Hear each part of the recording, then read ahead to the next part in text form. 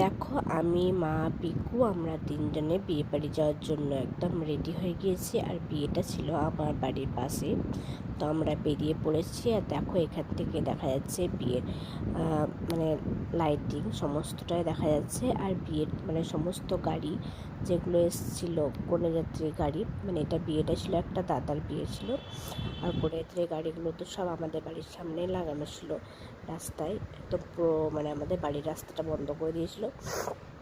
তো এর মধ্যে দেখো, আমি গেটের সামনে পিকুকে নিয়ে একটু ছবি তুলছি, সেলফি। পিকুটাও কীরকম হাসি দিল দেখতে পাচ্ছ। আসলে ছবি তোলার সময় একটু হাসে, কিন্তু লোকজন দেখে এদিক ওদিক ঘুরে যাচ্ছিল।